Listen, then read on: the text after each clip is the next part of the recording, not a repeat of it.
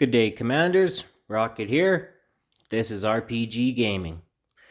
Today we got a Watch Your Realms video for y'all enjoyment. We're talking Beginner's Guide to Glory, Part 3, Soulstone Development. So we're going to be talking about what Soulstones are, where to get them, and who to place them in as far as the epics. I would place all the Soulstones that you get in first, as well as a few of the legendaries that I believe the A1s are a must-have. So basically, Soulstones are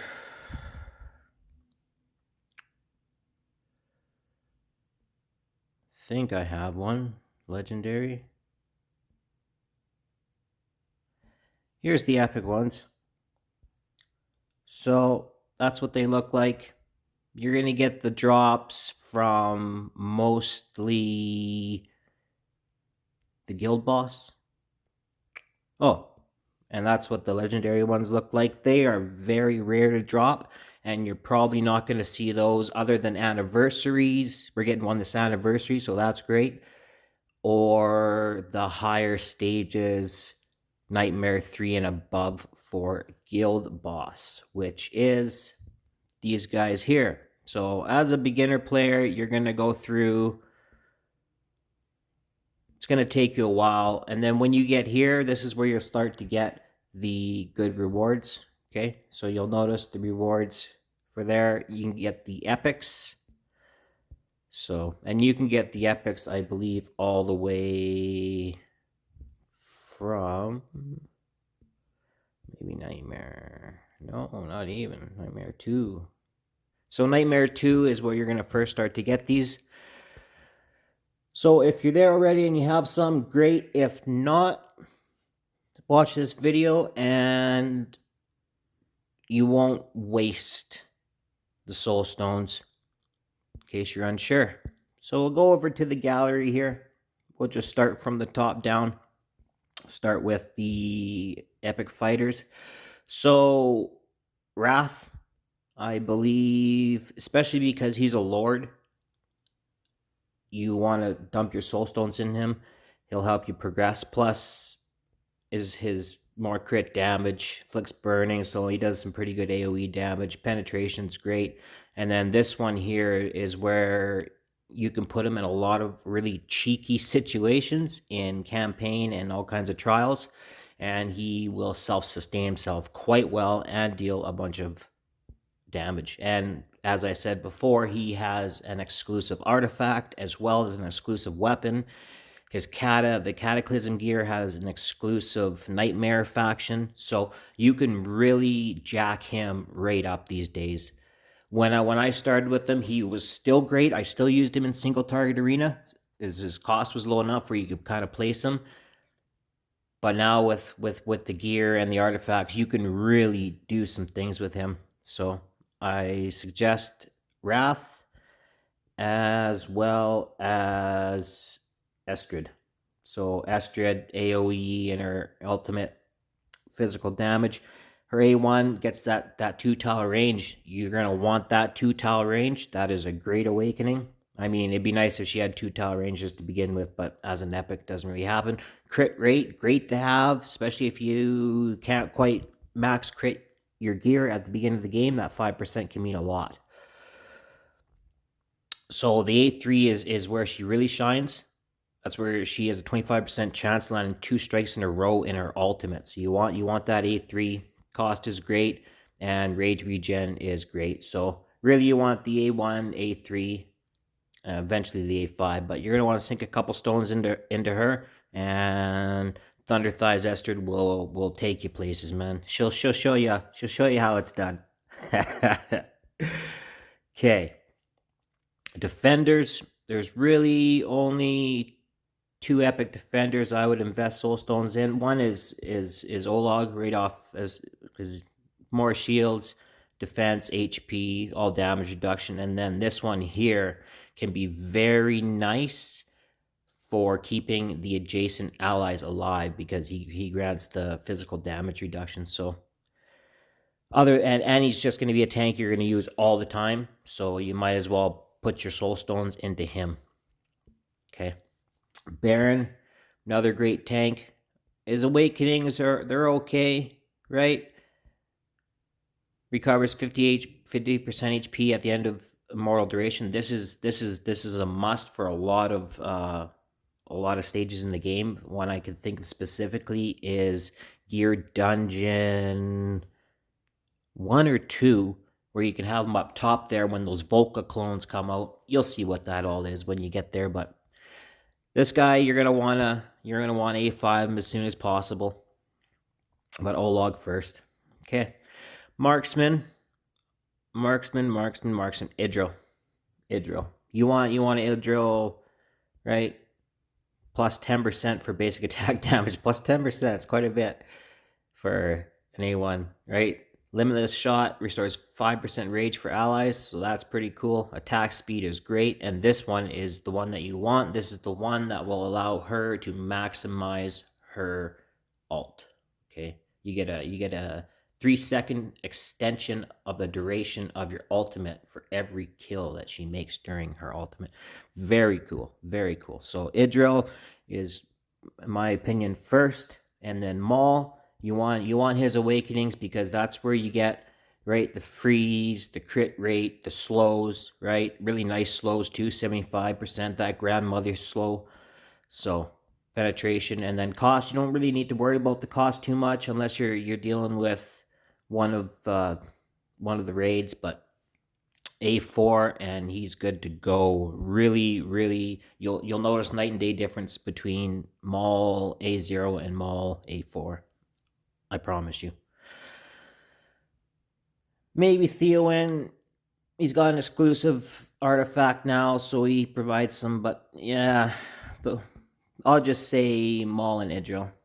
First off, I mean, you're not going to be getting these things every day. You might be getting them once a week, or if you're early stages, maybe once every 2 weeks. So depending on your RNG. All right, mages. Mages, pretty much 3 that I would. Aeona, you get her for free, I think. But her awakenings, so Starburst is just like a extra damage for everything. Starburst damage by 50%, crit rate plus 8%, and then ultimate duration plus 5 seconds. So every one of her awakenings are great. You're going to notice a night and day difference. Like I was saying in another video, Aeona can pretty much single-handedly clear the cultist stage 14. So Greed's awakenings are all very good too. He is about half the DPS of Aeona, but special effects, that's just more slows, right? Attack 5%. So now we can do 5 enemies, more crit rate, like I say, that's great. And then the Cast of Purgatory triggers 2 special effects at a time, so it'll be slow and magic res or something like that. Anyways, all I know is his awakenings is A5. He's night and day difference. And then the last one, AI, being part of the Esotericist and the Northerner comps, and her awakenings, right, increases crystal bomb damage 50%, attack increase, explosion affects 2 additional targets, so that is key in GVG and stuff like that. Auto rage regen, that's what you're all about. And then the freeze bomb, crystal duration freeze plus 1 second, so it turns into like a 4-second freeze, okay, on 3 enemies and their surrounding enemies. It's quite something to behold. When you A5 her, she'll pretty much just solo. You just place her somewhere and she does so much damage, so much CC. Even in the advanced campaigns, like the Nightmare halfway through, there's places to use her when everybody's magic res is low too. So those are the 3 there: AI, Greed, and Aeona. Healers, I mean, healers, like I say, they're all essential. They all do different things.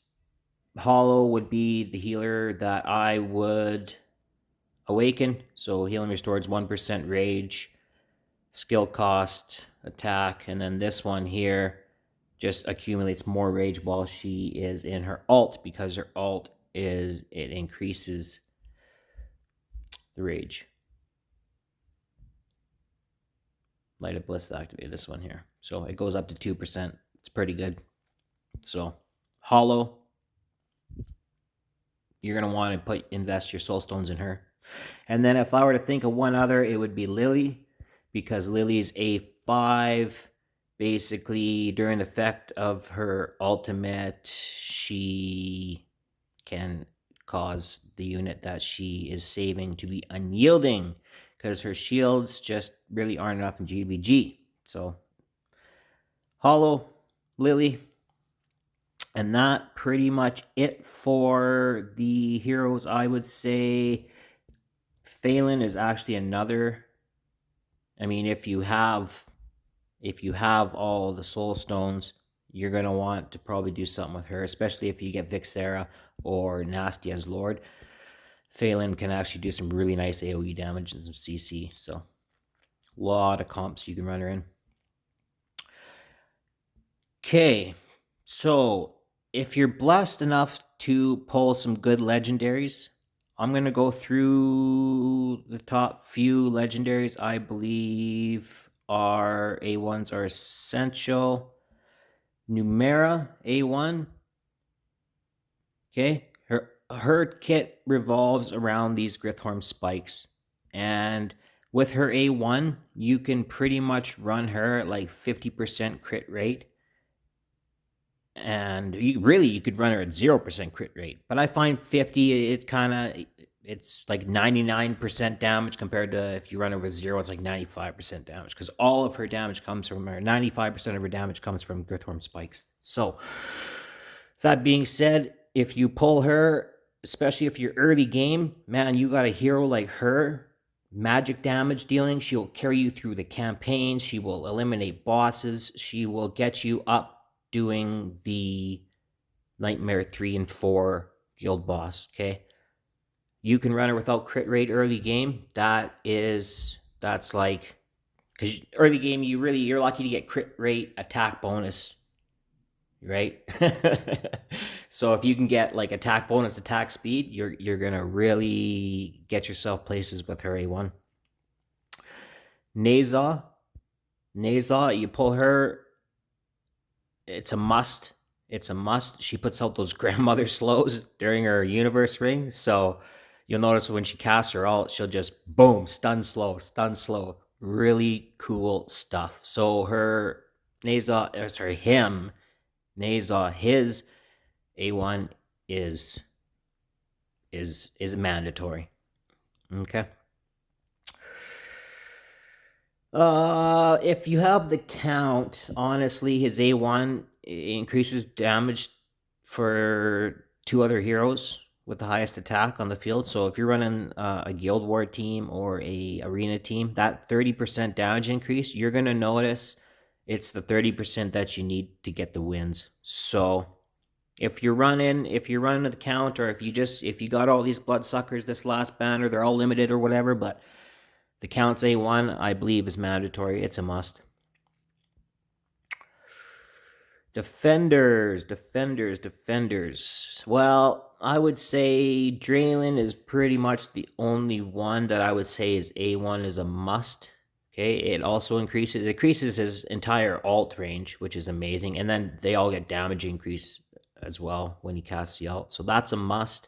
Brokir's is nice. Okay. So when his freeze goes, he inflicts freeze. Just that CC, that RNG for GVG. You're gonna get somewhere, but I wouldn't invest in him too much. So I think Draylen really the only one that I would A1. I mean, Toro's A1 is nice too, right? The range, but doesn't really play a part in the GVG anymore. So Marksman A1s. Silas A1, pretty cool. During his alt, increases attack speed by 100. Okay, if you get Vierna is another hero mage, cultist mage, and they have a bond skill together and it increases soul sniping by an extra 100%. So if you're running Silas, his A1's pretty, not mandatory, but pretty cool. Definitely pretty cool. Okay. We'll go with, if you can A1 Dr. Van Helsing here, it's gonna help you in a lot of different ways for the codex, mortal codex stage there with the piercer stage, the pelagos stage. It's gonna help you in matrix. It's gonna help you in a lot of places. So if you did pull the bloodsuckers, his A1's pretty, for him it's mandatory, I should say. For him it's mandatory. I tried the difference between without his A1 and with his A1. He was doing, say, he was doing 80 mil before his A1. Well, sometimes he's doing 130 mil with his, or without his A1 he's doing 80. With his A1 he was doing like 130. But then there was RNG in there. Sometimes he was only doing 110, sometimes 120. So other than that, the penetration from Ryzan is really nice if you're trying to push the boss content. Really, really, really good. That's about all I can think for the archers. Mages. Whose A1 is Boreas has a really cool A1.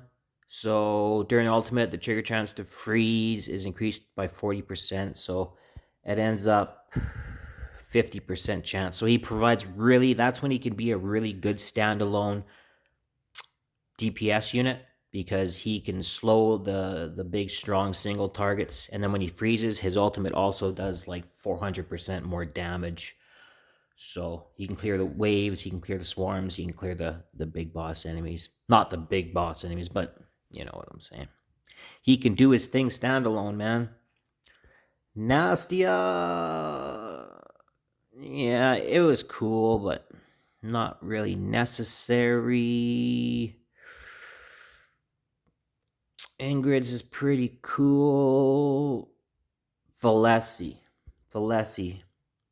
Her serpentine spirits have a 10% chance of inflicting stun. So if you pull her A1 is a must for everything that I've seen so far. A lot of these other heroes have great A1s, but just talking about the ones that'll benefit you the most at the beginning of the game, if you are blessed enough to pull some of these legendary heroes. Diao Chan is limited, but her A1 is mandatory for running her. And if you're later in the game, honestly, her A3 is almost kind of mandatory. So Diao Chan being limited, you may or may not get her. Narissa A1 is mandatory. It brings her AoE damage reduction to 30%, which is ties for the best in the game. She's right up there with Draylen, but her range is absolutely clutch. She got that vortex range. So Narissa, Diao, mandatory A1. Mandatory A1s. Oh, Valara. Her A1 inflicts radiant erosion, and then it increases her damage by 2 enemies affected by radiant erosion by 25%. Craziness. Ingrid's, that's basically Ingrid's A5 in Valara's A1, right? But that's apples to oranges. Morden, if you're going to run Morden, or if you're using Morden, okay, his A1, it just basically, it brings him right out of the gate doing a crazy amount of damage and increases his soul strike by 20%.